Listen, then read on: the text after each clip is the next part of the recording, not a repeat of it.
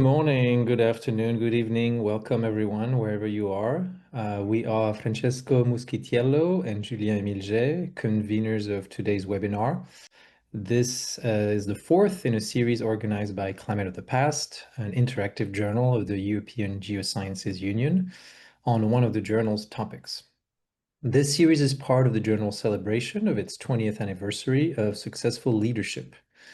It will last for 1 hour with two presentations of about 25 to 30 minutes and conclude with half an hour audience question and answers to be asked only in the Q&A box at the bottom of your screen right there. All these webinars are recorded and uploaded to the EGU YouTube channel, which is now available. And we thank the EGU office for that. The topic of today's webinar is paleoclimate modeling and data assimilation. Broadly speaking, it's about how we may understand past climates with both models and observations when both are steeped in uncertainty. So this session will explore methodological approaches from embracing ambiguity in modeling to integrating diverse evidence through data assimilation in order to reconstruct the dynamical history of Earth's climate. And to address this, we have selected two wonderful speakers. We have Ruja Ivanovic from the University of Leeds, and we have Quentin Deraiden, who is in Norway at the Nansen Environmental and Remote Sensing Center.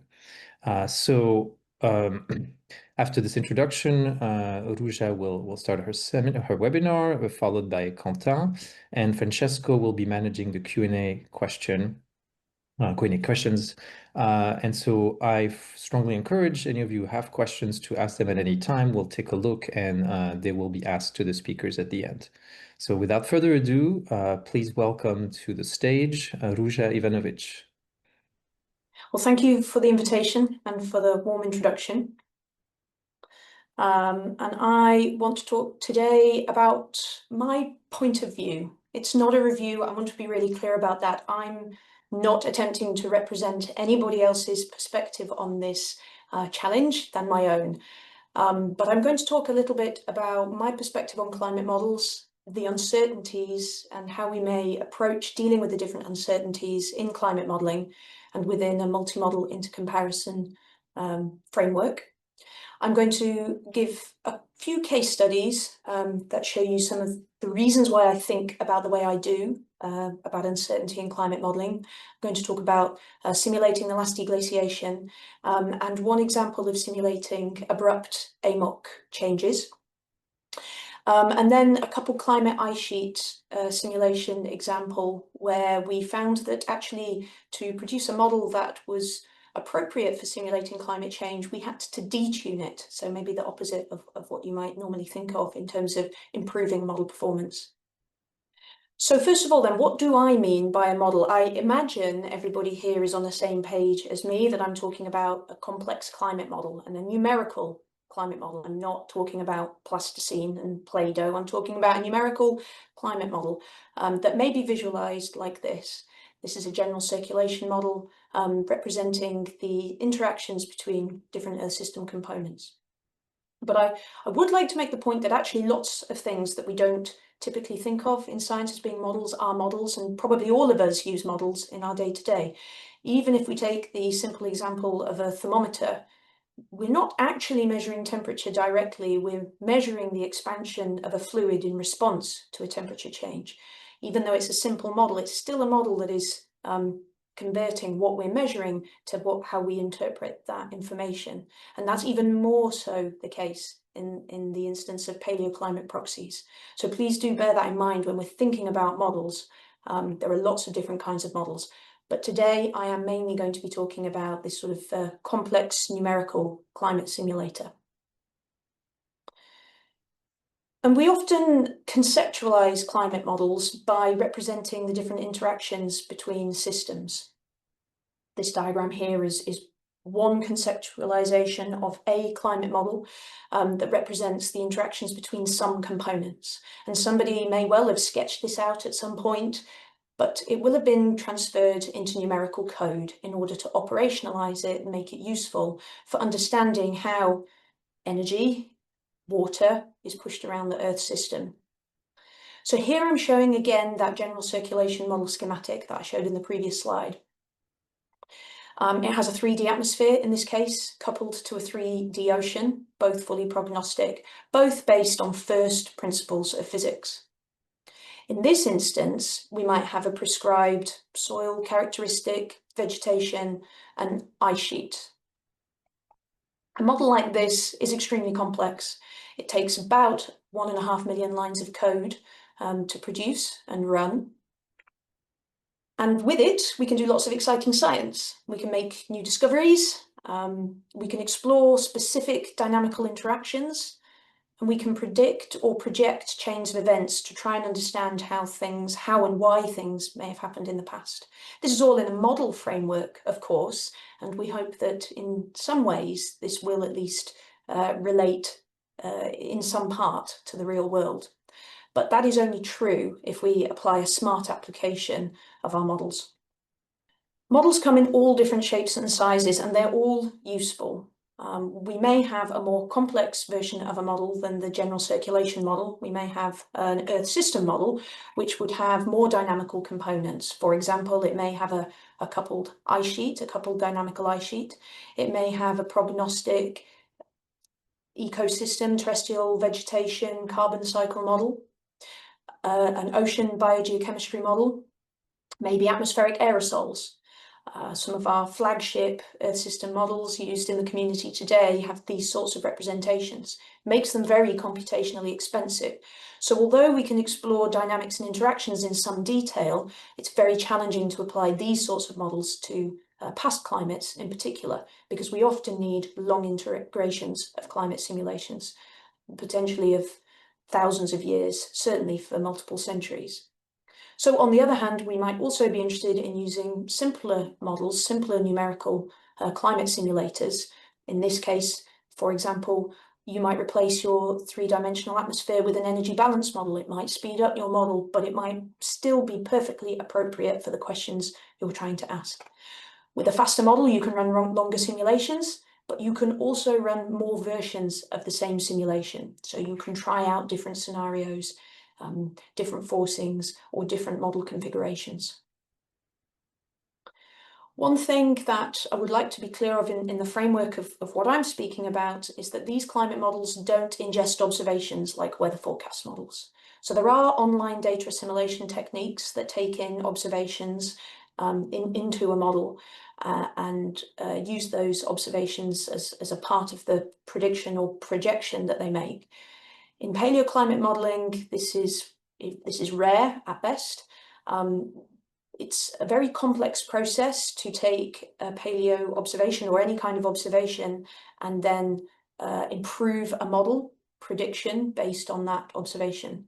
So the way we tend to use paleoclimate observations will be in configuring the model. So, for example, what should the ice sheet look like if I have to prescribe it, as I do in my example? What should the coastlines look like? What would the atmospheric greenhouse gases be? That's a very direct way that we can incorporate paleo observations into climate models. Another way, though, is to observe where your model is doing a good job representing the paleoclimate observations or a not so good job and where you need to make an improvement. That is very tricky because you can imagine if you change even a small part of the code, which is part of a larger component of your climate model, the interactions with all the other parts of the system mean that even small changes can have unforeseen consequences to other parts of your climate model. So even when you've identified a shortcoming in your model because of the observations, it can be quite difficult to then take that back to the model development phase to improve your model. So why do we do paleoclimate modelling? Well, I think my main motivation is because climates of the past just fascinate me. I think it's incredible the diversity of instances we have to examine, and I find them really exciting, and I want to understand how and why particular climate events took place. My main area of research is in climate, atmosphere and ocean interactions. It might be, for example, what drove the meltwater pulse 1A event 15,000 years ago, 20 meters of sea level rise in only 350 years. And how does that relate to changes in the ocean overturning circulation and surface temperature? It might be to understand glacial interglacial cycles. This is another key interest of mine. So the abrupt changes, but also the wider context of climate and the coupled climate ice sheet system encompassing those abrupt changes. Although I have to admit that I first fell in love with paleoclimate when I was an undergraduate trying to understand how there could be crocodiles at the poles during the Eocene. You might be interested in paleoclimate modelling because you might want to inform an observation campaign. You might want to get a better handle on where is a best place to sample, to sample what, to get a better understanding of an event, or to constrain the sensitivity of a model. And one of the key motivations for a lot of people for doing paleoclimate model is to test and improve models. I have said that this is difficult to do, but it is possible, and we have some really good examples of where paleoclimate has been used to spot code bugs that were hidden in modern climate simulations. Where a model is not performing well against the data that we have for the past, we may also be able to identify where we can improve the model physics. Add more complex components, change the representation of a particular process. Paleoclimates could also be used for calibrating a model to improve its flexibility. In my experience, that rarely reduces the uncertainty in a climate prediction, but it makes our estimation of the uncertainty more robust. Essentially, we can use paleoclimate and paleoclimate modelling to evaluate our model performance and decide whether it's any good or not as a modelling tool for projecting climate change. When we think about uncertainty in paleoclimate, it can be useful to think of different sources of uncertainty in a framework that was presented a while ago now as a triangle of uncertainty. In this triangle of uncertainty, we have experimental design. So this is things about your model simulation that are uncertain. How big should the ice sheet be? What should the atmospheric greenhouse gases be, for example? There's also uncertainty in the model structure. I've talked a little bit about that on a previous slide, but choices have been made when building the model. It is a representation of reality. It is not the universe run at the universe scale. There are simplifications. There are things we know about, and there are uncertainties that we don't know about within the model physics. There's also the interpretation of climate proxy records. There is lots of uncertainty associated with that interpretation. Even though there is uncertainty in modern climate records, I think these are often underappreciated, we might expect there to be even greater uncertainty in lots of cases of the paleoclimate. There's a lot less uncertainty in the paleoclimate record than there is in the future climate record.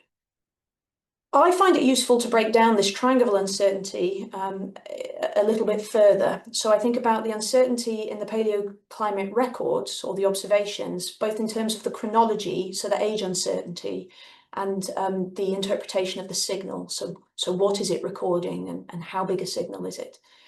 The chronology is really important when we're thinking about chains of events. If I want to understand what caused meltwater pulse 1a and how it relates to change in Atlantic overturning circulation, I need to know what happened first. Was it the change in the overturning circulation, or was it the sea level rise, for example?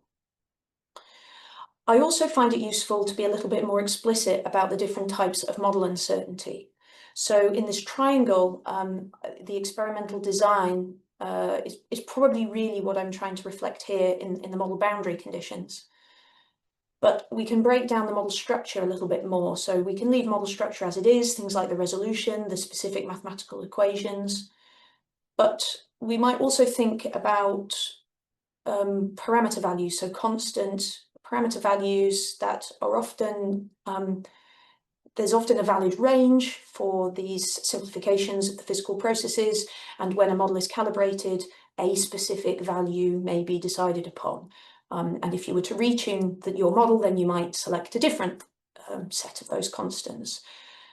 And this is often not explored when we do paleoclimate simulations, although it can be, for example, within frameworks like a perturbed physics ensemble. To address lots of these sources of uncertainty, and particularly these questions of model structure, then we can run multi-model intercomparison projects. PMIP, the Paleoclimate Modelling into Comparison Project, is one of the oldest MIPs. It's a part of CMIP, the coupled model into comparison project, which feeds into IPCC report. But it is actually it's the second oldest, started in 1991. So it's been going for a long time. We have a lot of experience of how to design protocols where we can compare our model simulations and our model performances for simulating specific time periods or climate phenomena in the past. There are two approaches to this. One is to have quite a rigid protocol, and this is useful. This is where you say everybody will run exactly the same simulation so that we can understand what differences arise because I've used a different model to you. So we can try and quantify the model dependency of a result. However, that assumes that you have really good information on what your experimental design should be, what your model boundary conditions should be.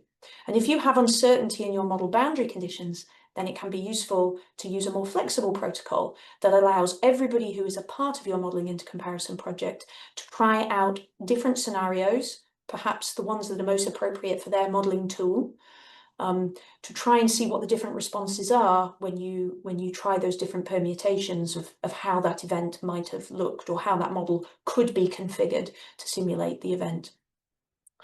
A flexible protocol is often employed in the early stages or the early years of a MIP. That said, we took a flexible model approach and we haven't updated it, even though the last deglaciation MIP is now about 10 years old. And that's because there remains lots of uncertainty and interesting questions with regards to the last deglaciation. So for the last deglaciation, we know lots of interesting things about the last deglaciation pretty well. We know that the deglaciation of the ice sheets was primarily, and the climate warming that followed was primarily triggered by a change in high latitude northern hemisphere summer insolation.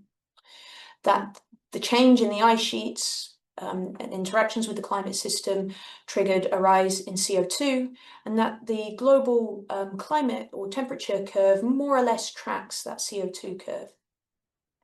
On the other hand, if we look at the Northern Hemisphere temperature record, you can see a much more complex picture emerging with these abrupt changes, the Heinrich Stadial 1, the Bolling warming, the Younger Dryas, for example. There are some things we know really well about this period, for example, what the atmospheric CO2 is, but there are some things that even though we have really good information about, it's one of the most recent periods in Earth past after all, we still don't have enough precise information. Let me give you one illustration of that. So in this model into comparison protocol, we gave groups the flexibility to decide what freshwater forcing they wanted to use. They may use a freshwater forcing based on ice sheet reconstructions, and that's what I'm showing you here. The results of in simulated Greenland surface air temperature from all the different models that used a freshwater forcing through the deglaciation that was consistent with the ice sheet reconstructions and sea level records.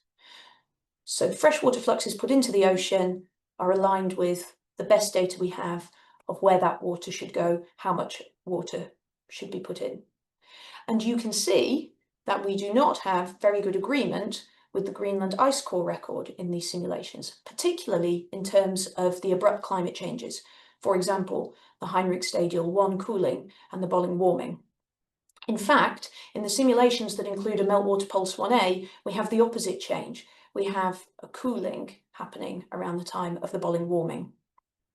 On the other hand, simulations that used a freshwater forcing to bring about abrupt climate changes have better representation, you might consider, of the abrupt events themselves. So in these simulations, groups have used a freshwater forcing to induce a Heinrich Stadial 1 and a Bolling warming.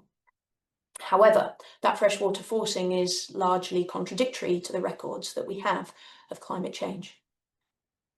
There is one interesting simulation that I particularly want to pick out here, and that's this orange Miroc simulation. In this simulation, it's different to every other simulation because it starts with a very weak, pretty much collapsed, maybe you would say collapsed, Atlantic overturning circulation at the last glacial maximum. Every other simulation has got an active overturning. As the Earth warms, greenhouse gases rise, and the ice sheets shrink, this simulation starts to get into a bit of an unstable state, and you can see this flickering of temperature here starting to indicate that instability until we reach a point where that instability is fully triggered and the volume warming happens in this simulation. I'm going to talk a little bit more about instabilities in a minute. But really what I wanted to show you from this slide is trying to simulate chains of events is really complex. And the history of the event matters, whether you start with an off AMOC, whether you go into a Heinrich stadial, can completely influence whether you could simulate anything like the chain of events that follows. And at the moment, even for the period we know the most about, we're unable to simulate the climate changes unless we use a controlled forcing to make them happen. The take home from that then, it's really hard to accurately simulate a chain of events as they happened in the past. And I think that means it's probably unrealistic to expect to be able to simulate a single true climate history or future. So we're already starting to see that in an uncertainty framing, we might need to think about the climate model, the way we're doing climate modeling a bit differently. If I dig deeper into what's going on with the interactions in the climate simulation, then I can show you another example. In these simulations, they're last glacial maximum simulations. And in the left-hand column, I'm showing you a simulation that's run with the I6G reconstruction of the last glacial maximum ice sheet. That's shown here in this top row. In the middle column is the GLAC1D reconstruction for the ice sheet. And on the right, you can see the difference between the two. I am plotting the sea ice edge here. That's a prognostic in the model, so that's predicted in the model. But this top row otherwise shows you the ice sheet reconstruction that we've prescribed in the simulation.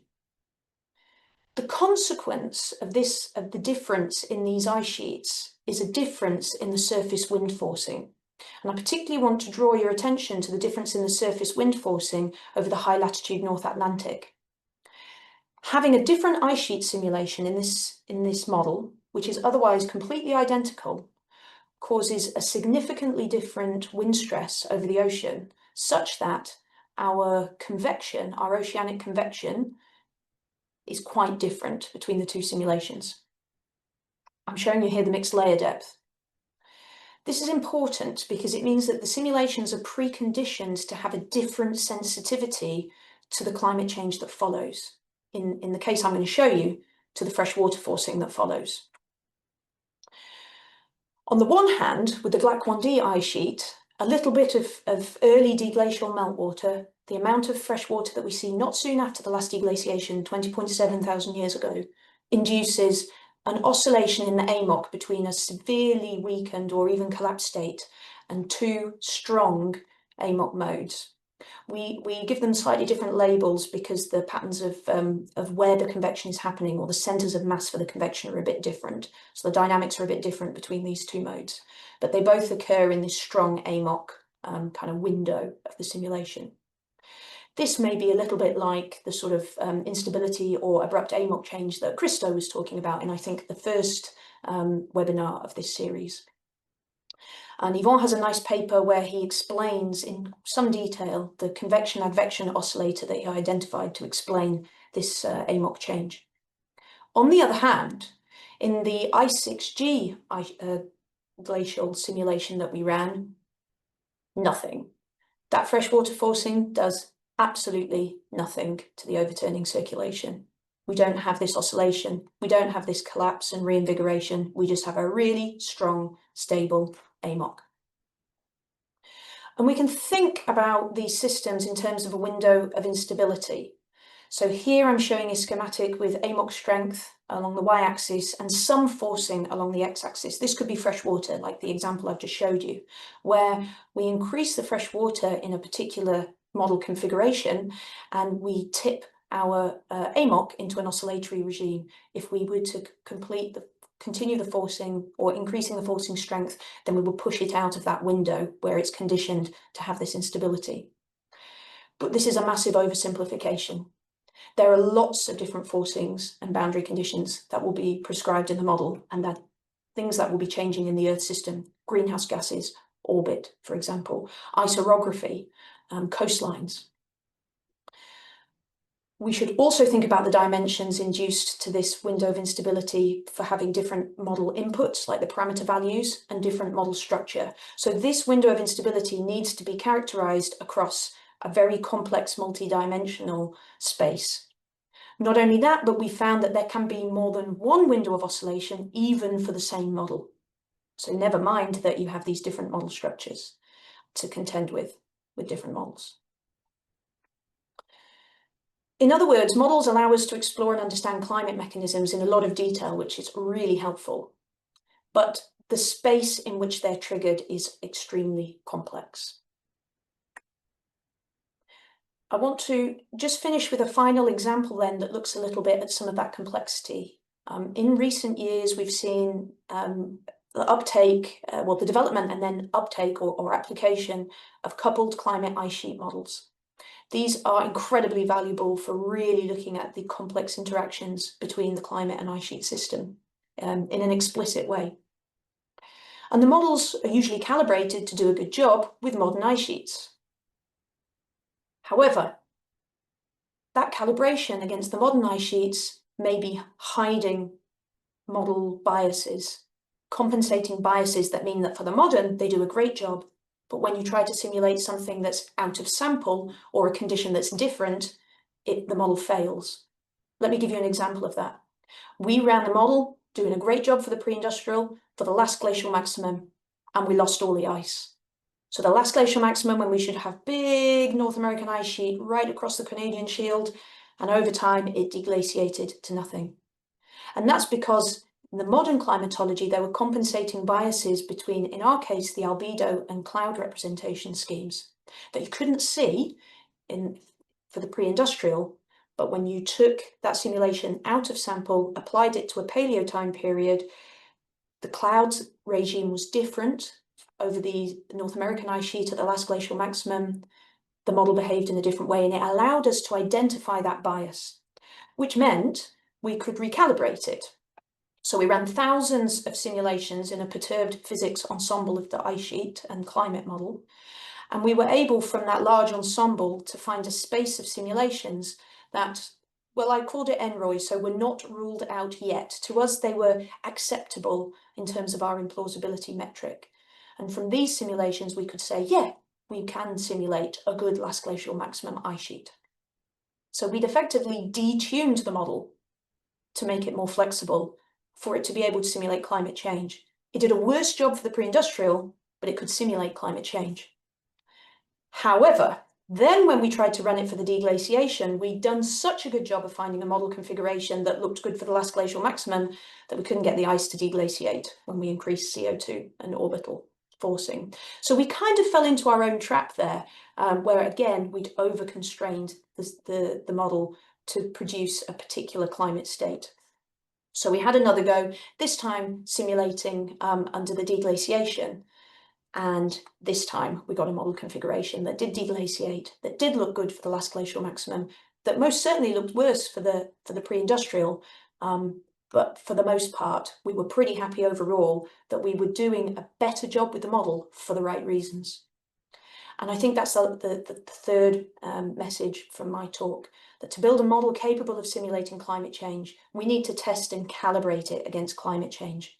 We don't need to worry about worsening the performance for the modern if we're simulating climate processes well and for the right reasons. Just before my conclusion slide then, I wanted to reflect on some ideas that David Stainforth puts forward in his book, Predicting Our Climate Future, where he calls the problem of predicting climate change a one-shot bet. With our climate models, we could run thousands of simulations, but the real event that happened in the past, or the one future that we will really live through, is a one-shot bet. Understanding this chaotic and complex system is complicated, but even if we got all of the rules right, there'll be some uncertainty somewhere that could derail a scenario precisely off that one-shot bet that we made. So I think it's more useful to aspire to understand the probabilities of climate events occurring. to produce a probabilistic prediction of climate change. We do need to understand, though, within that what happens is just one possibility within that ensemble of probability. What that means is, in my view, we probably can't expect to ever simulate the last deglaciation exactly how it happened, but we should be able to get a good understanding with our models of the process interactions and the ways in which the last deglaciation could have happened. Smart ways to reconcile models and observations to understand the different plausible ways that our climate scenarios can play out, whether they're for the past or whether they're for the future. Dave has a useful analogy of rolling the dice. We may be able to understand climate change sufficiently that we know the shape of the dice and we know the numbers that are on each face, but we still will not know what number will come up when we roll it. Thank you so much, Ruja. So as I said, we'll keep the questions for the end. So if you have any questions, please put them in the chat and we will address them at the end. And I would now like to turn the floor over to Quentin for his talk on data assimilation, specifically dynamical climate reconstructions from proxy records and Earth system models through data assimilation.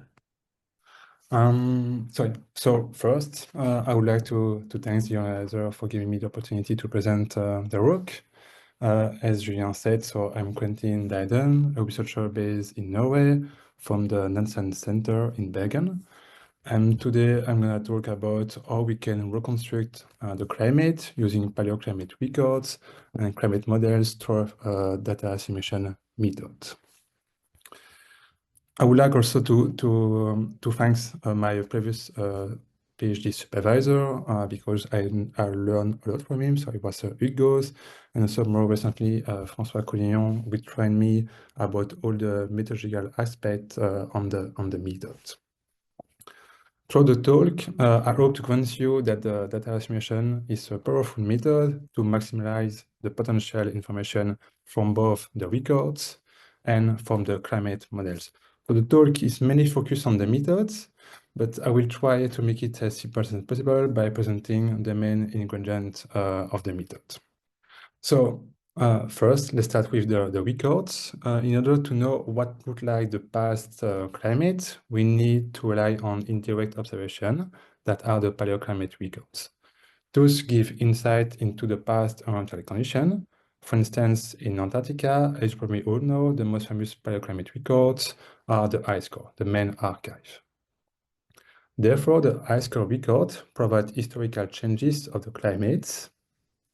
But although the paleoclimate records are the main source of information of the past climates, the information about the reasons why there's been a change and what are the physical reasons behind the changes are unknown.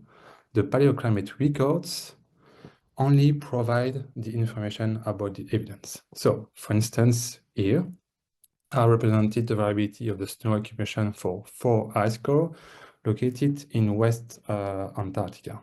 Until about early 20th century, the 3 records that are close to the Antarctic Peninsula display only variability around the mean.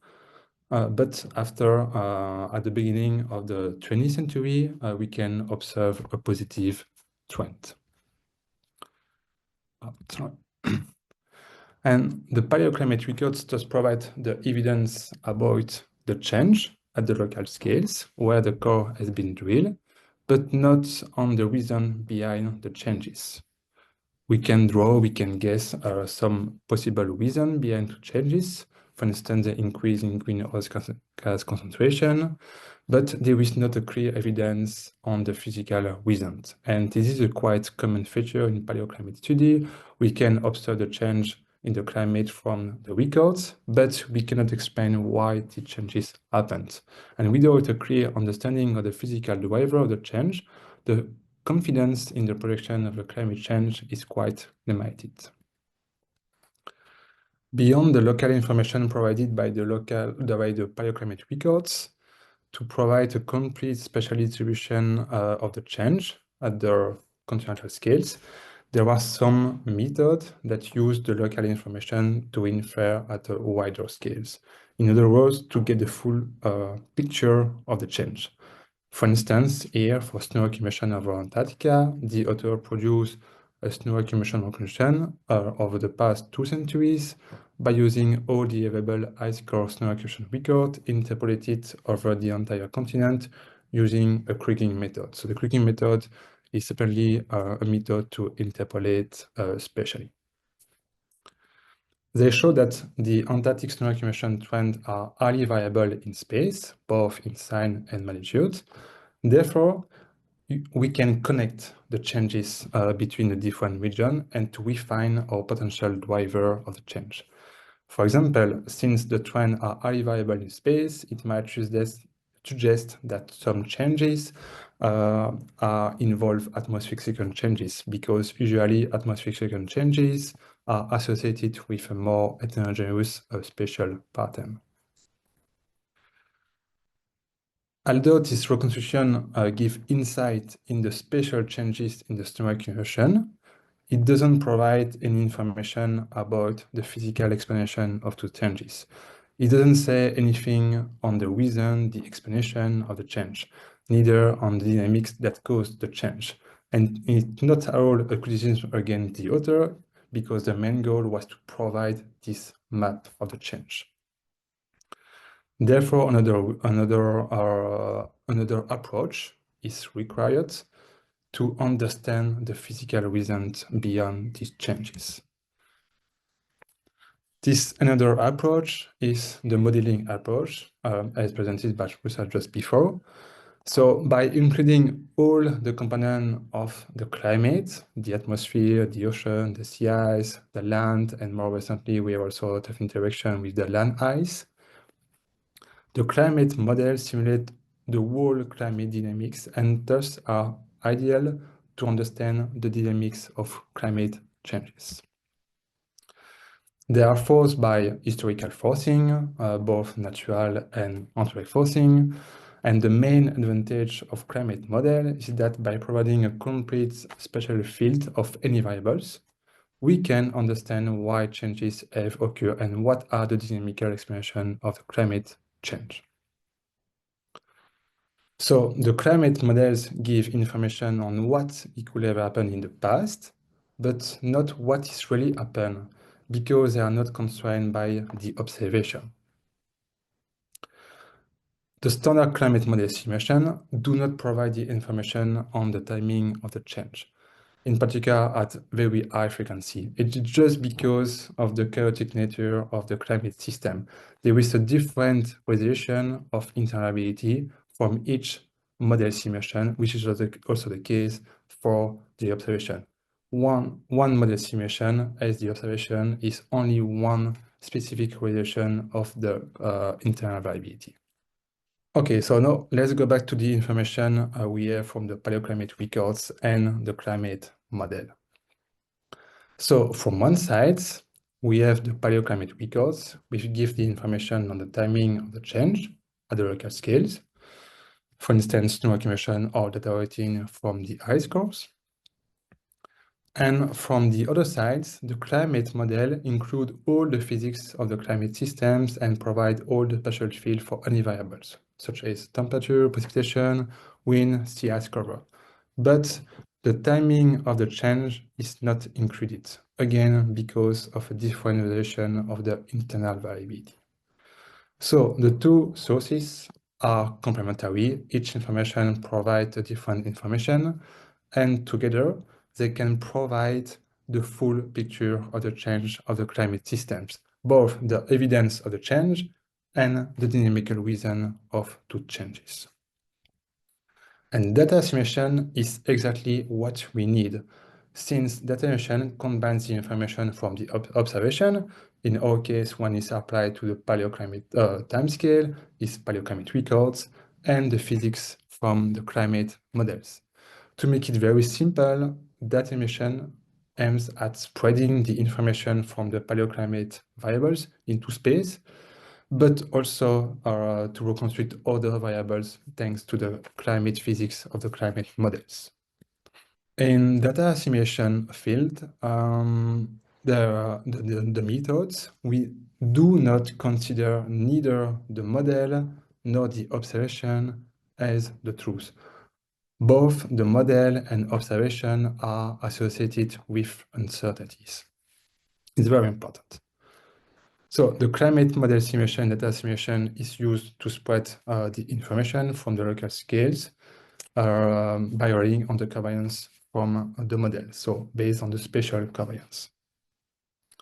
But in addition to spreading the information in space, it also allows us to reconstruct non-assimilated variables, such as the atmospheric circulation or the sea ice cover.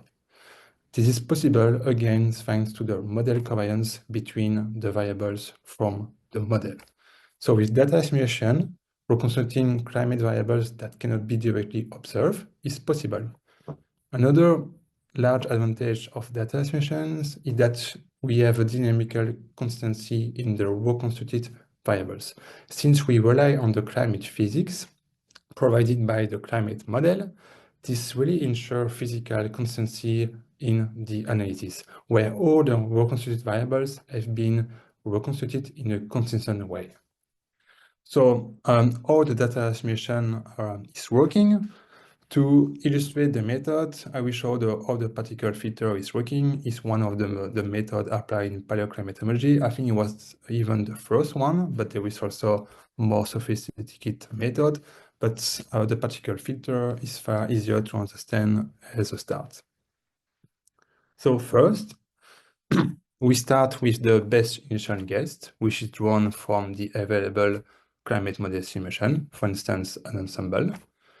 This is called the prior and contains all the variables we want to assimilate, but also the one that we want to reconstruct. The very important thing in data assimilation is that the prior, so the first guess, must include the full range of the variability covered by the observation. Otherwise, we won't find a match between the model and the observation. The particle filters aims at updating the prior depending on the available observation. The weight to each model state is directly computed as the likelihood with the available observation. Higher is the likelihood, higher is the weight. In practice, we often consider the reconstruction as the weighted mean of all the model states, depending on the weight. But the reconstruction is rather an ensemble as a prior. So we have a probabilistic approach. And when the ensemble is very, the spread of ensemble is very small, it means that we are able to constrain the model with the available observation. So let's have an example where we assimilate at two different time steps. Let's say the first time steps we have available proxy observation. We sample a different number of model states in the climate model simulation, the ensemble. Here, for instance, we have 10 members, but in practice, we can have much more. For instance, for the particle filter, we might have more than 1,000 particles. And so, yes, these independent model states are called particle in the particle filter method and are represented by the gray circle. On the other hand, we have the distribution of all the available proxy observation with associated uncertainties at each time step. This is represented by the blue curve. Before the assimilation, all the particles have the same weight, which is proportional to the size of the cycle on the sketch. And so each particle represents a state of the climate systems, which means that they include all the climate variables in the model. It's one possible resolution of the state of the climate system. And for each particle, we evaluate its likelihood with the available observation. Based on the likelihoods of each particle, the weight of each particle is updated, is what we call the weighting.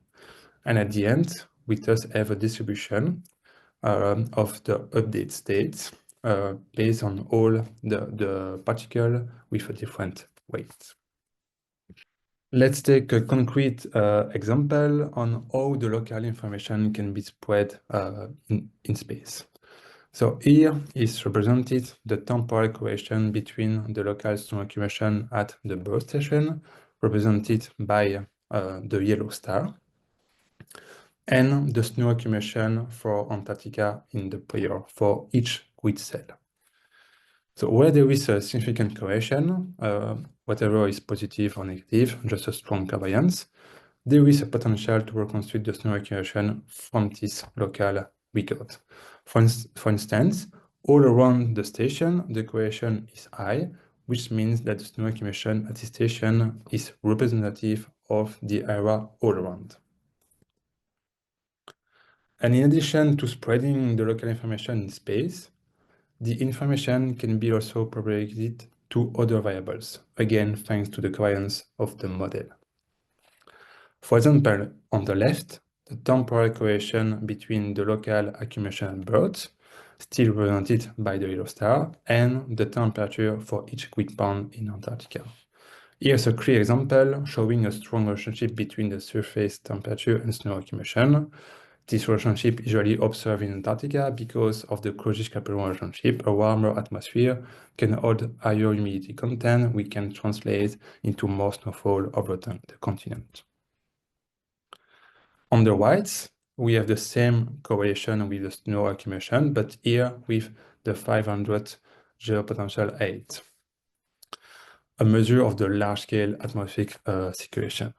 So where there is a large covariance, we can expect to correctly reconstruct other variables than those we are assimilating. We can see that here, for instance, having a nice score for the snow accumulation record located at the birth station can be very helpful, relevant for reconstructing the atmospheric circulation of the Antarctic coast. Therefore, the quality of reconstructed variables depend on the covariance between the variable and the prior. If there is a strong relationship between the assimilated variables and the one we want to reconstruct, we can expect a good skill for these reconstructed variables. Therefore, all the variables are not reconstructed with the same confidence. It is related to the covariance structure, but also to the bias from the model. If the relationship between the assimilated proxy and at the specific location, for instance, at birth station, and the field of interest, we cannot hope to get a good reconstruction for these specific variables. Now, let's compare with other methods, more sophisticated methods. The particle filter is not designed to handle high-dimensional systems, such as the global system, where we constrain by the large observation network. For high-dimensional system, it requires a very large number of particles, for instance, more than 1,000 and even more. The particle filter is maybe like a pure method. It is the advantage that there is no approximation that is made in the method. The final reconstruction, the posterior, is within the range of the model, and it cannot lie beyond. Therefore, for instance, if the model struggles to simulate extreme events, the particle filter won't be able to provide a skillful reconstruction for extreme event using this model. The particle filter, making no assumption on the distribution of the climate state, the particle filter handles well climate shifts, as long as the prior include such climate shift. And due to the very high computational cost, the particle filter is much more appropriate for small dimensional system like a general domain or with a very limited observation network. There is possible way also to reduce the degree of freedom just to simplify the system. And because all this limitation of the particle filter, more than 20 years ago, Geer and Son developed the Ensemble-Kalman filter, what is so-called DNKF, to handle high-dimensional system. Such a system is is commonly used in weather system. So for doing so, the ENKF approximates the state of the system as a Gaussian distribution. Due to this approximation, the ENKF is much more efficient and it works with moderate ensemble size. Already with 20 to 100 members, climate analysis based on the ENKF provides very good result. While for the particle filter, it needs many more members. In contrast with the particle filter, the ENKF is a linear combination of model simulation and observation, so the final reconstruction might go beyond the range of the model.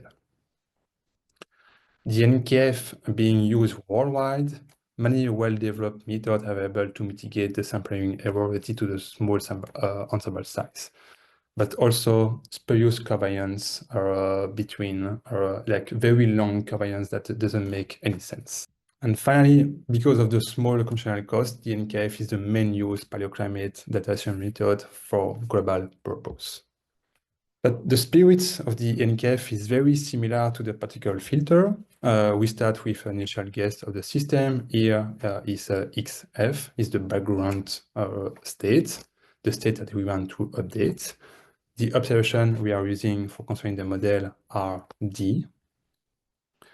And the final reconstruction, the analysis, XA. As you can see, XA is a linear combination of the background and the observation. And the weight from the observation is determined by K, the Kalman gain. The Kalman gain is really the what is the weight we need to give to the innovation. And the innovation is the difference between the observation and the prior map into the observation space via H. H corresponds to the observation operator, making the link between the model and the observation. So H can be very simple, like an operator selecting the right grid cell based on the location of the observation, but in paleo data assimilation, H refers to the proxy system model. So I will mention a bit more later. Like the particle filter, let's example, at T1, we have 10 different members. For building the prior is represented in red is XF. And for this time step, we have 4 observations.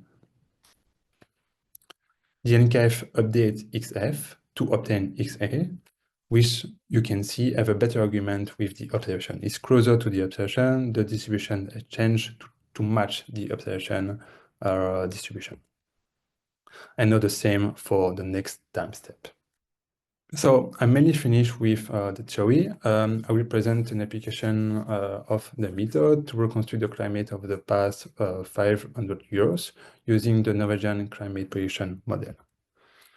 It's NORCPM. So it consists of the Norwegian Earth System model, NORISM1, which share many similarities with CSM. The model is equipped with ENKF, which permits the assimilation of data within the Earth System model.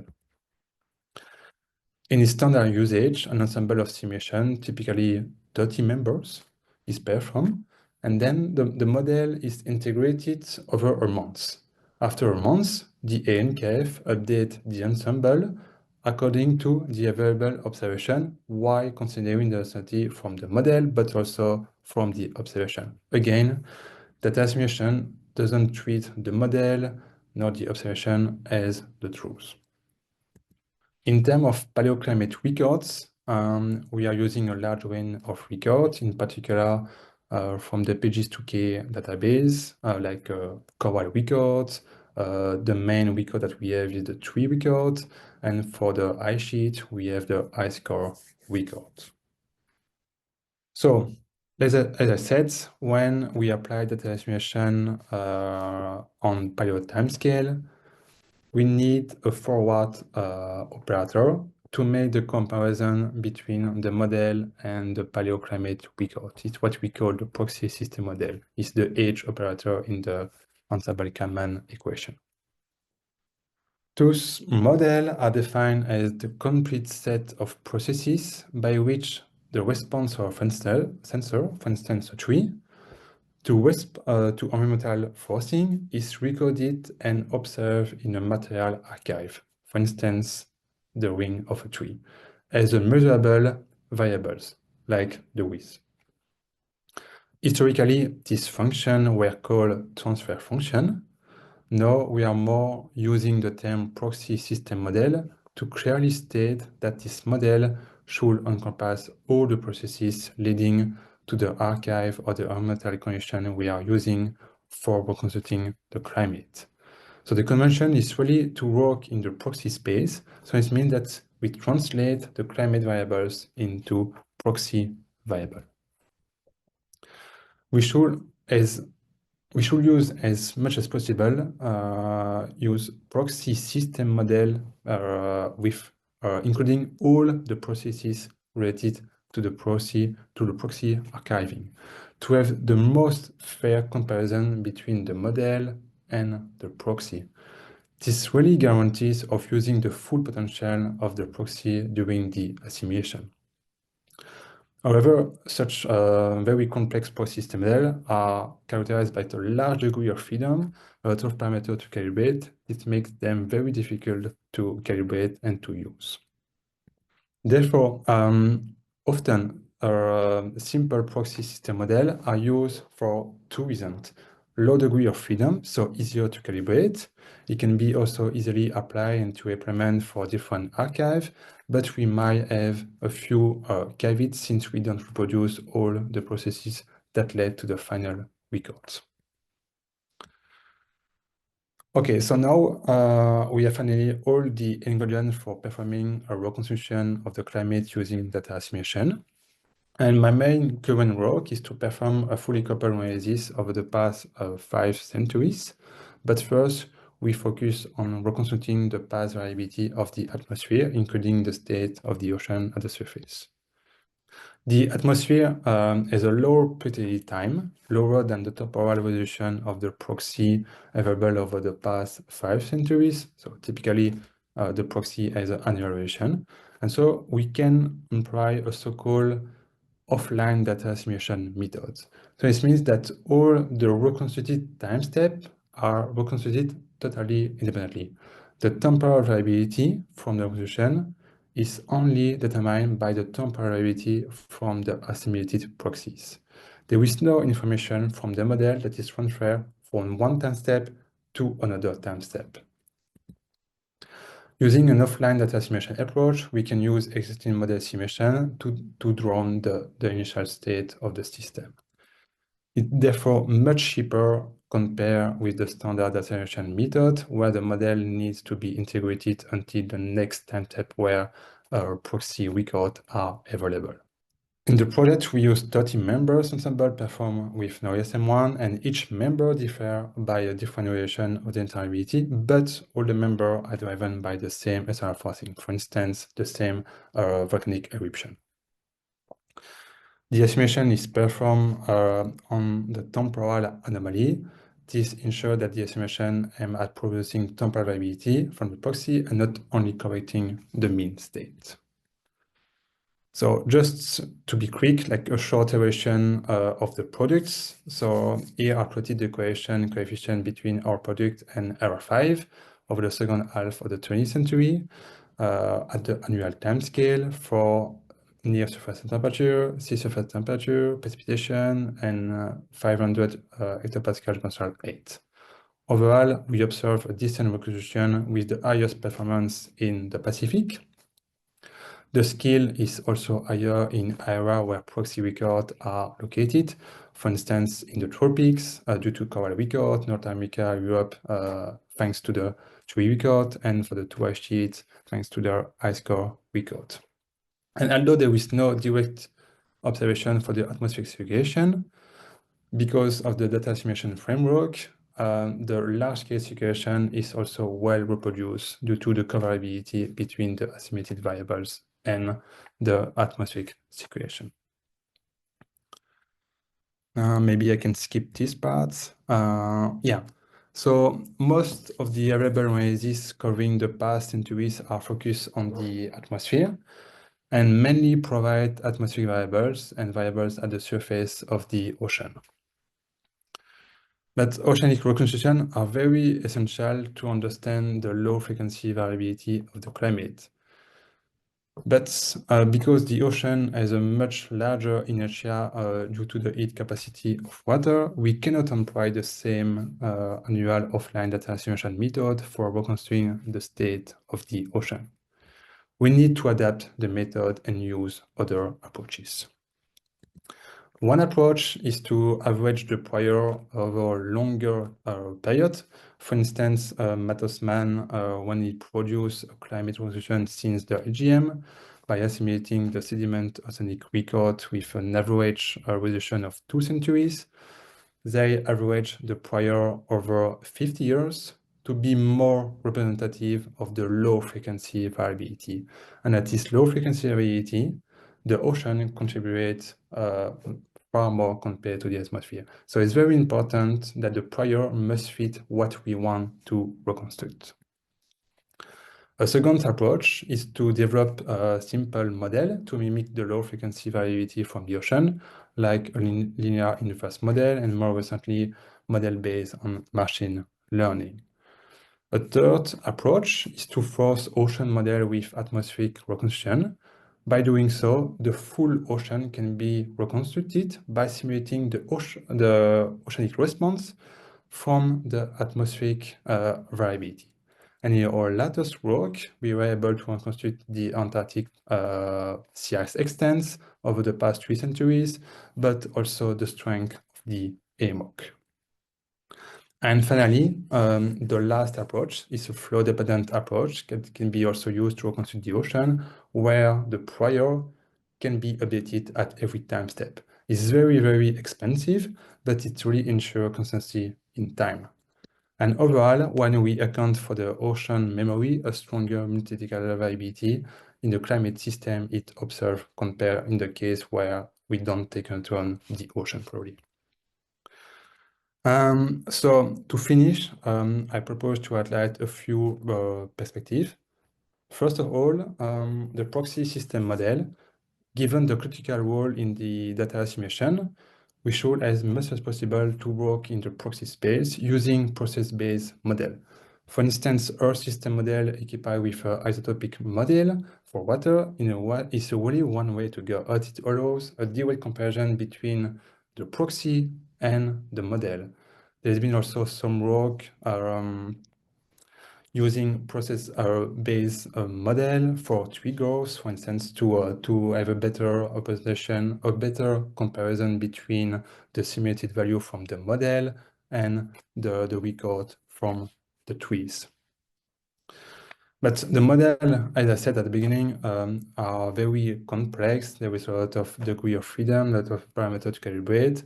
And so I think that there is also a clear avenue for machine learning based proxy system model to find like a trade-off between very simple and complex proxy system model. Then one thing that is very important, I think, is the parameter in Earth system model. And this parameter might be strongly biased toward the present day condition, which might explain why the climate model are struggling to simulate the low multi-decadal variability as in the Paleoclimate records. For instance, the standard version of CSN2 is characterized by the too strong equilibrium climate sensitivity. And by using the information from the EGM record study, they are able to calibrate the parameter related to the cloud to match the condition during the EGM, which was too cold in the standard version just because of the too strong ECS. So it really shows that the paleoclimate data estimation, in addition to synchronize the variability from the paleoclimate records, we can also use them to calibrate the parameter from the Earth system model. Yes, to fully access the uncertainty related to the model covariance, I think it's also very important to use different model in the data estimation to fully sample the error related to the model. And finally, paleo designation has been mainly applied on paleo time scale for considering the atmosphere and surface processes, but there is a growing application to the ocean to provide a better estimate of the low frequency variability. for instance, by performing a fully online data estimation, linear inverse model, and more recently now, there is also machine learning-based models that are very promising to mimic the behavior of the ocean without the need of running a complete ocean model.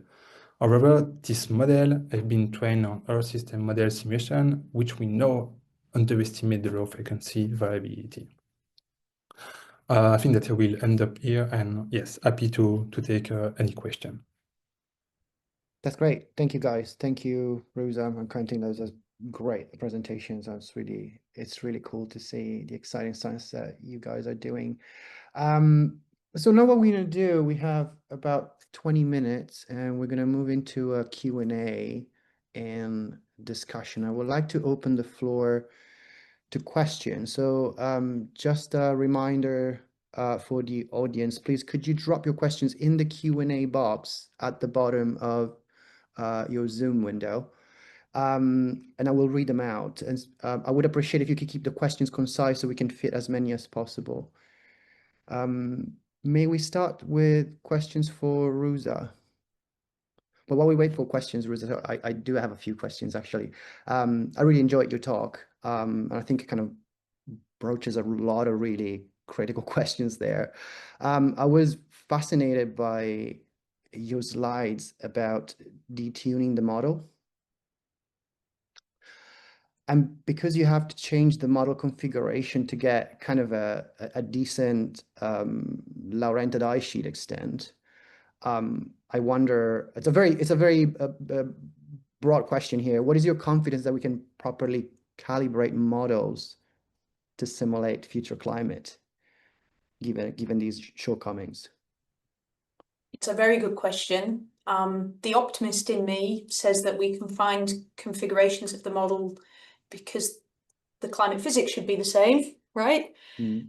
That allow us to simulate different climate states. However, in that particular instance, we have struggled to find overlapping parameter combinations that do a good job for the glacial period and the deglaciation and for the present. So, I mean, to me, that is worrying about, it's a worrying comment on climate models. And maybe Quentin presented some solutions in terms of data assimilation of how we can embrace the limitations of the models. Right. There's a lot of overlap, I think, there, and things that you guys can learn from each other. I got a question for you here in the chat. Thank you, Rosa, for the talk. But could you explain again, what do you mean by the top takeaway message on your final slide? P26. So I think that's I think that would be, we can't predict climate change in the way that most people think about climate prediction. I'm assuming that's correct. That's the first statement on that slide.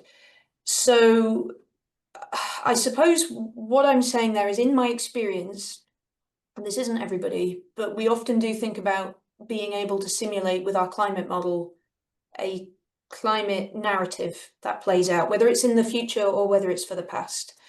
And I think what I'm trying to say is that because of all the uncertainties involved, that's not a realistic target. And I think in any instance where we do simulate a chain of events exactly as they happened in the past, it seems unlikely to me that that's plausible. So there may be reasons why we've managed that, for example, controlling parts of the system, or there may be compensating errors, or it may be that maybe that's too broad a statement, and it depends on the detail that you're looking at in terms of saying that it is a good climate simulation. But in the end, there is too much uncertainty in how climate will change in the future. And I think there's a lot of uncertainty in how climate has changed in the past. So I think what we can get from the climate models is a detailed understanding of the interactions and plausible mechanisms. And I think we can look at the suite, the ensemble of ways that climate could change through those windows, again, whether we're talking about the past or the future, to see what is plausible, right? What is possible, what might have happened. And we can use that to understand how climate has changed. But I think to set as a target a perfect simulation of the exact sequence of events as constrained by data is an unrealistic target. Yeah. And that applies forward to the future. I think the idea that we will ever be able to simulate something that we know will happen is hugely unrealistic. Just like you have to actually roll a single six-sided dice thousands of times to even out the probabilities of how many times you get a 1, how many times you get a 2, how many times you get a 3. You're never going to know you're going to get a 3 rather than a 4 or a 5. Yeah, I totally agree. I have another one actually for you, Rosa, because you talked a lot about improving models, right? Reducing uncertainties. And I wonder if you have a wish list for the proxy community. I think I know the answer to that, but if you had a clear field and you could ask, for anything, what would be the ideal physical metric that you would like, proxies to constrain for the purpose of your research? And I have actually, a similar question for you, Quentin. It's coming your way. I think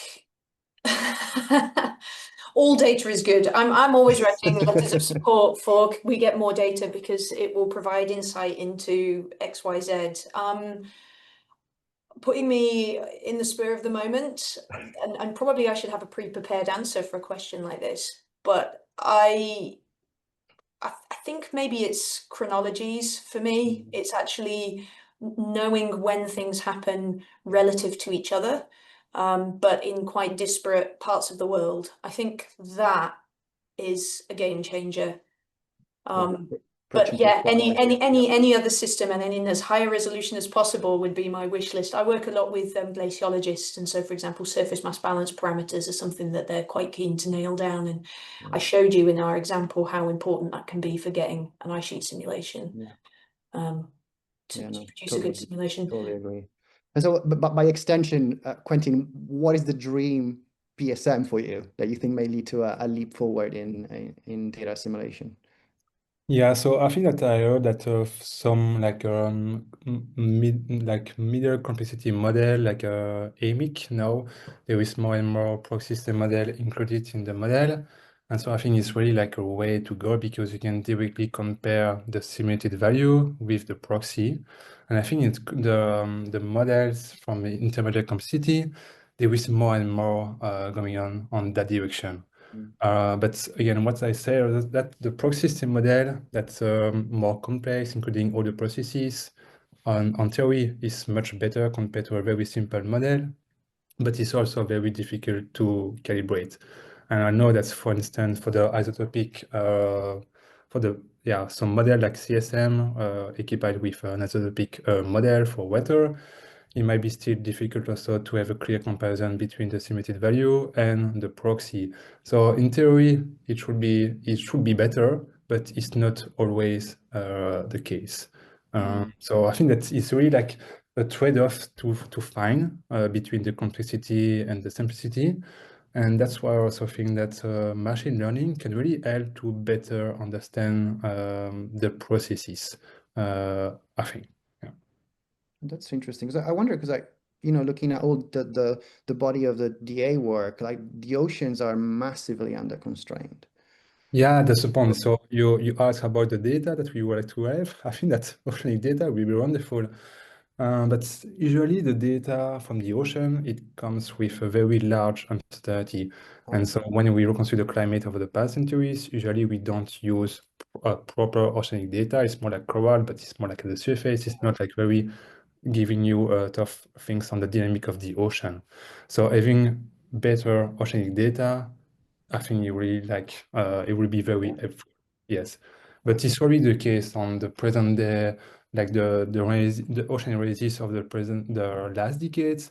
They also struggle to find good data. So it's more like an issue that is only for not the paleo timescale, but already for the present day condition with the last decades. That's really. So what do you think? Francesco, yeah, Julian. Yeah. If I may chime in, Yeah, of I course. think this is related to your question of like what's the wish list, and I've heard that the current obsession with SST proxies started with I don't know who asked Suki Manabe at some point, what would be, the number one variable you want to constrain for your climate model? And he said SST. And so that started a flurry of excitement or work in the paleoclimate community to reconstruct SST. But as Quentin said, we basically need to know the state of the whole ocean. So maybe this is a plug for having data about the oceans, but not just at the surface, and we have sometimes like, some things about, intermediate species, deep sea corals, coralline algae, for example, that live deeper down, or you have some parts, microorganisms that sense variations in the thermocline, and all of these things would be incredibly important to constrain models and data assimilation, but they don't, they haven't made it to the top tier of the proxies in the wish list, and maybe that's something we can change. But also, like, some of these proxies are just qualitative, right? But yeah, my understanding is that at the moment there's nothing that kind of we can use to reconstruct like the dynamic structure of the deep ocean. So I guess that would be very useful for There are, however, there are uncertainty quantification frameworks that can use qualitative data as well. I think what's key is passing through a better estimate and a more complete estimate of uncertainty. It's going to broaden the envelopes that we report, which nobody wants. We all think that we're going to narrow uncertainty. We're probably not, but we are probably coming up with a more robust answer. Rosa, sorry, can we go back to your, I just saw that there's a question for you. And again, it's what about your last slides, along the line of the previous questions. Same question for the takeaway message on slide P24. Could you explain it in more detail, please? Yeah, so I've got the slides. The take-home message was to build a model capable of simulating climate change. We need to test and recalibrate it against climate change. That's the first part. So I suppose what I mean there is any model that we calibrate against a fixed state, an equilibrium type state, whether it's equilibrium or not in reality, runs the risk of not being able to simulate climate change. And we saw that. Not only we had the first instance where we had a modern calibrated ice sheet, we applied it for a last glacial maximum equilibrium type and it didn't work. But when we retuned the model, we produced a very stable ice sheet in our tuning that couldn't change. So what we needed to do was recalibrate it in a known instance of climate change to be able to make sure we can simulate climate change. It might sound obvious, but actually it's very rarely done. And I think one of the interesting aspects of that is thinking about rates of change. It's one of the things we're most interested in modern climatology. It's very poorly constrained when we don't simulate transient events. The second part of that take home was that this may worsen the model performance for the pre-industrial or for the modern, but it's for the right reasons. In other words, model flexibility is improved. What I mean by that is in almost every case I'm aware of where a model has been calibrated to do a good job for the modern and a good job for the paleo, the performance of the modern hasn't been improved, and in lots of cases the performance of the modern has been slightly worsened. But it's a false comfort to have a model that does a good job right now in the modern that can't simulate change. If it doesn't have the flexibility to simulate change, it's because of compensating biases. It's because of model inflexibility. So again, I think accepting that we might worsen the performance in the modern era, which is when we have the most observational data, but we have built a model that is flexible, and that means we have more confidence in its predictive ability. Then we might view that model as being more useful, the interactions that it's simulating are more useful to understand. So that's what I mean by it might worsen the performance, but it's for the right reason. Kenton, do you want to chime in?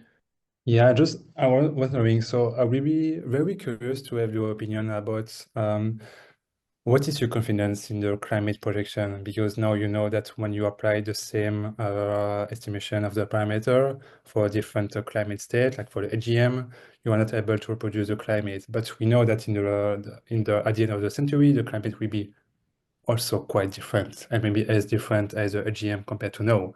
And so what is your opinion about the projection, considering these uncertainties? My personal opinion. Yes, we personally, yeah, thought about that.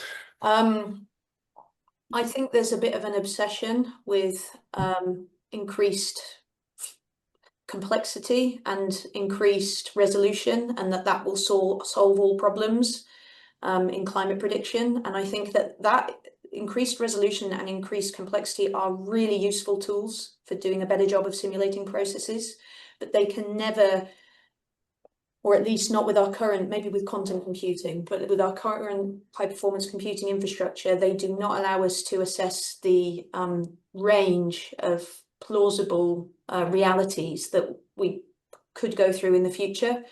And so we need to better embrace that approach to have more confident climate predictions. I think there are some things that we can, and this is something actually that Dave Steinfurth's book covers quite nicely. I think there are some things that we can be quite confident in. Atmospheric CO2 is going up. The world is, in a broad sense, warming, and that is, in a broad sense, an incremental problem. And it's probably when we drill down into the detail where we're a lot less confident. And in my line of research, a lot of that recently has been, is there a risk of AMOC tipping? And if it does tip, when will it tip? And when it tips, what will be the climate impacts? And then what will be the knock-on impacts through society? And those things are far less certain. So yeah, I don't know if that's the concrete answer that you were hoping for, but it probably is a reasonable summary of my outlook on that particular question. Julian, did you have a comment? I did, but I want to make sure we give our due to Massoum Yeah. because he did have a question first, so I want to give him. Absolutely. Yeah, I was on it. So, Quentin, there's a question for you. About the NKF. So how does the NKF handles errors? Given you mentioned small computational requirements, and the follow-up, is there any system to manage error overflows? Yeah, so the error is always like a big question in data simulation. So how we can estimate the error. So what is what we call the observation error. So there is three main type of error. There is one type of error is related to the instrumental error, which is related to the error related to the how we measure the proxy on the field or in the lab. And then the two other errors that we put in the system is the error related to the representativity. So just to know that a nice score, for instance, we know that is also impacted by processes that are not modeled in the Earth system model. That's not reproduced in the Earth system model. And so we need to take into account this. So it's more like the fact that we know that we miss some processes that might be key for the archive. And then the third error is the error related to the proxy system model. So how can we translate the climate variables into proxy variables? And usually we consider that two last error, so the representativity error and the error related to the proxy system model are the main error, because it's quite, the instrumental error is quite marginal compared to these two errors. Regarding the model, so the error from the model directly comes from the covariance of the model. And so if the model said that, yes, but even though we have like an observation at one point, just because the covariance for another place is very weak, the model, we won't be able to propagate this information for other variables, but also for other location. So it really comes from the model. But otherwise, to really sample the error from the model, it's important to try with another model.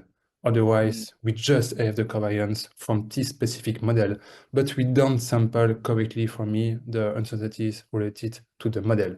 So we don't look at the structural error from the model. So I think that's the way to go, is always also to try with different model, different family, and not to have like a model with no share component. Yeah. To just throwing everything at it. Following up on that, so because you mentioned about priors, and so you have an ensemble of models, and then you have your proxies, and so I wonder you know, when your prior / model ensemble does not cover the full range of the observations, reconstructions. So what happens there? And what if there is an overlap, but for the wrong physical reasons? Yeah, it's a hard question. So the case for the particle filter, if the observations are totally beyond the range of the model, it won't work totally because it's not possible. For the Kalman filter, because it's a linear approximation, it can fit the observation. But so it means that the method will give a lot of weight to the observation, and we just conclude that the model is not useful, and so you just use the information from the observation. Does it respond to your question? Yeah, no, and then I was wondering, what if there is an overlap, but for the wrong physical reasons? Yeah. Yeah, so I think that's if you get like, it may be a bit complicated to diagnose, I will say. Yeah. Hey, can I ask you something very quickly? Because I saw in your talk that you're assimilating like sodium reconstructions from ice cores. Is that right? Yeah. How does that all work? Because to my knowledge, there's no PSM for that. How do you incorporate? Yeah, so we develop a PSM with the assumption that the sea salt on the continent come from the ocean, from the sea, and so it's related to the atmospheric circulation. But we might also include other variables like the sea ice. And so this specific case, I think that this can be also a good case where we can apply machine learning based method. We can just try like sea ice, atmospheric circulation from different area, and just to find the best proxy system model. And machine learning, it really allows to have a flexibility in the proxy system model. It can also go beyond the linear relationship that we usually set for the proxy system model in data assimilation. So for me, it's really like to try and to see what we can improve in the proxy system model. So it's really like discovery, I think, for me, a very explanatory approach, but it might be very useful, I think. It's very exciting. Yeah. I'm just keeping an eye on the clock. Unfortunately, it's 5:30 in the UK, so we have to wrap up. I would love to carry on discussing with you guys. I really enjoyed this conversation. I would like to thank the speakers once again, Ruz and Quentin, for two amazing presentations. Thank you, Denis, for overseeing. And unfortunately, as I said, we have to wrap up. So again, I just thank you so very much for your presentations and for sharing your perspectives and for telling us about your research. So just a reminder that our next seminar will be on November 19th, and it's going to be about the impact of past climate changes on ecosystems and human societies, right? Did I deliver it right, Denis? Thank you. Okay, yeah. So we hope to see you all then. So I wish you a great evening, everyone. See you soon. Bye. Thank you. Bye. Take care. Bye.